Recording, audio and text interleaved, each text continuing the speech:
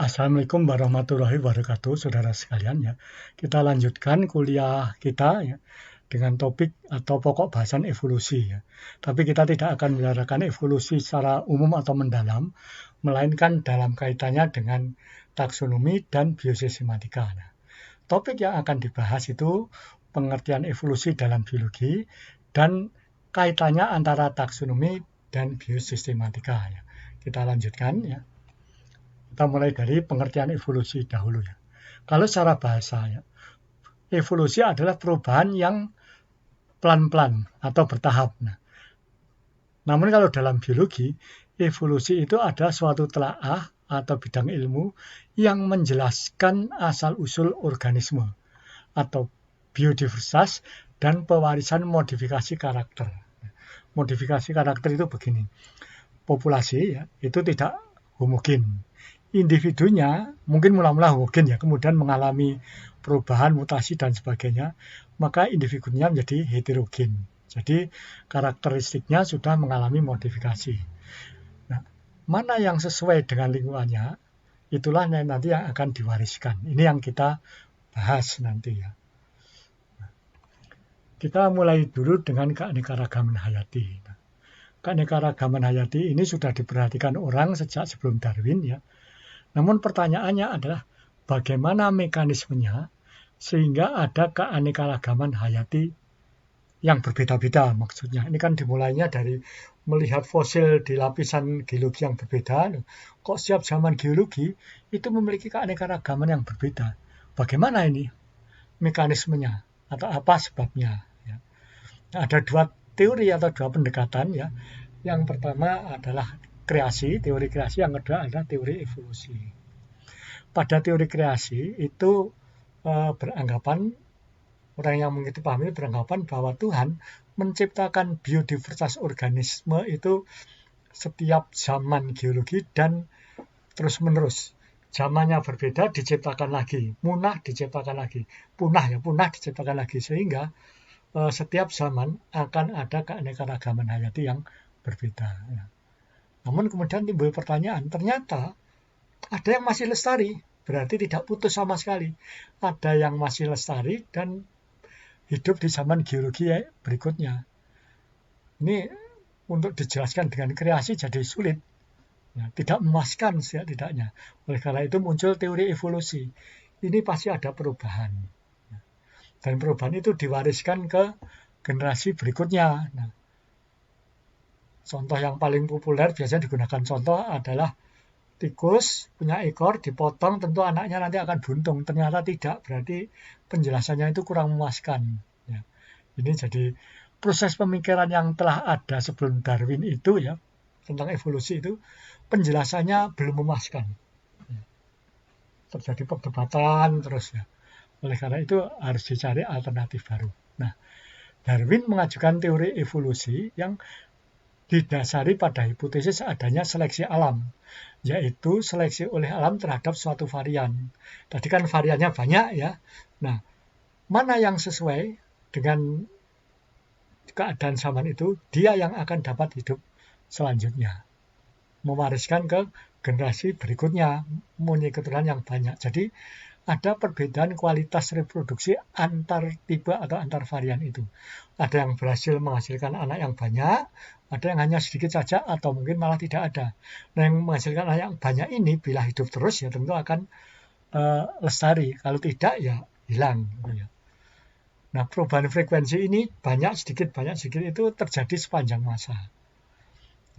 Pelestarian varian yang menguntungkan, ya, jadi hidup terus, dan punahnya yang tidak menguntungkan atau tidak sesuai ini, tidak sesuai dengan lingkungan ya, itu oleh Darwin disebut dengan seleksi alam atau natural selection.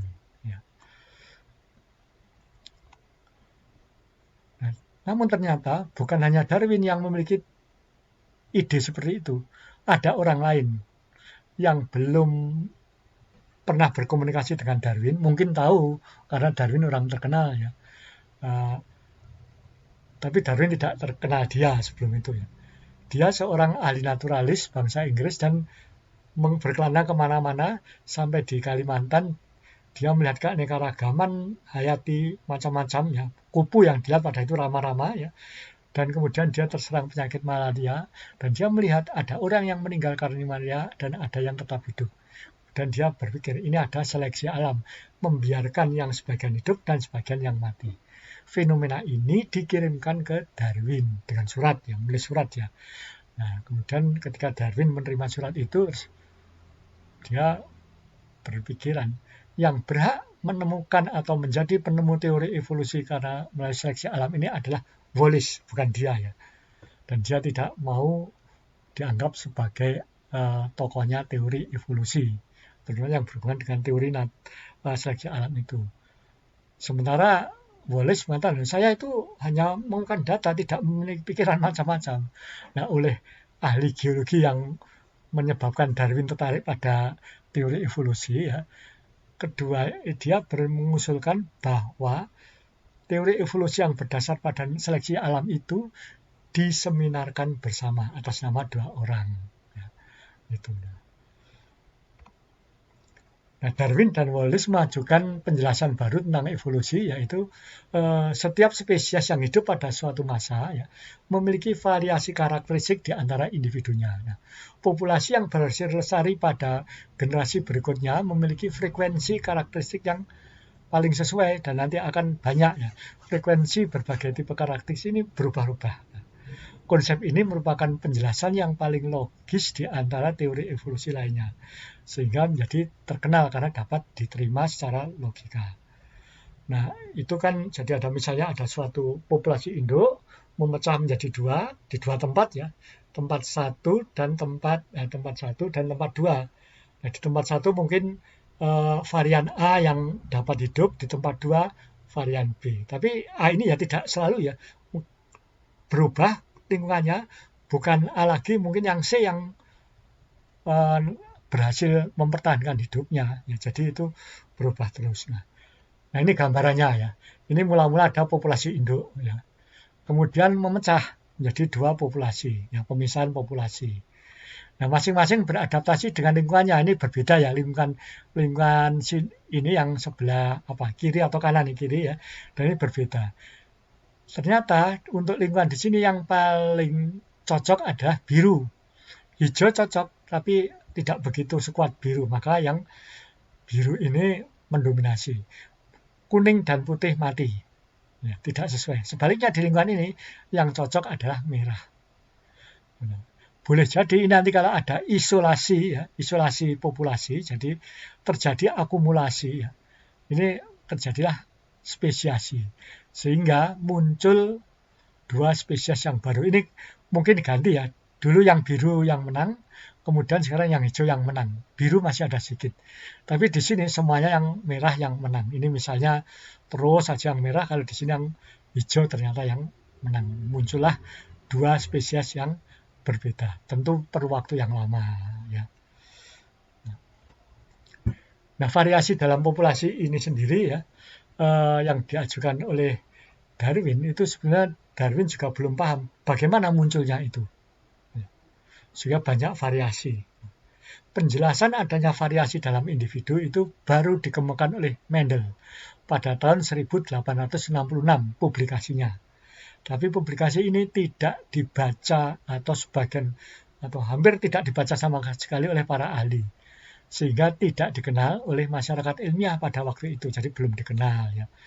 Nah, penjelasan Mendel ini baru dikenal setelah ditemukan kembali pada tahun 1900-an oleh Karl Erich Correns dari Jerman, Hugo de Vries Belanda, dan Erich Samart. Saya tidak tahu bacanya ini, dari Austria. Ya. Ketiga orang itu bekerja secara mandiri dan untuk menjelaskan hasil penelitian mereka yang ada tanaman tembakau, yang satunya tumpat kalau tidak salah, yang bervariasi dan ada yang tahan penyakit, ada yang tidak. Nah, ternyata mereka mencari di laboratorium, di laboratorium, di perpustakaan sudah ada yang menjelaskan, yaitu Mendel itu melalui publikasinya lokal ya. Nah, ketiga orang inilah yang kemudian menyebarkan teori Mendel. Ya. Nah, variasi dalam populasi itu diakibatkan oleh mutasi gen. Ya, saudara kan tahu ya, fenotip disebabkan oleh gen. Kalau gennya mengalami mutasi, fenotipnya berubah. Ya. Nah, genotip yang sesuai dengan lingkungannya itu akan menghasilkan keturunan yang lebih banyak. Nah, jadi faktor lingkungan inilah yang kemudian menyebabkan frekuensi suatu alel itu dapat naik, ya, dapat pula turun. Naik karena yang lainnya turun, gitu. Nah, di lingkungan yang berbeda ada kemungkinan varian yang berhasil mempertahankan hidupnya juga berbeda. Nah, bila terjadi isolasi jangka waktu yang lama, ya, maka akan terjadi akumulasi mutasi yang berbeda. Dan ini akan mengarah pada terjadinya subspesies baru dan kemudian spesies yang berbeda. Namun jelas bahwa kedua populasi tadi ya berasal dari satu tetua yang sama. Nah, takson atau populasi yang anggotanya berasal dari tetua yang sama itu yang disebut dengan takson monofiletik. Nah, takson monofiletik inilah yang dikehendaki oleh para ahli taksonomi.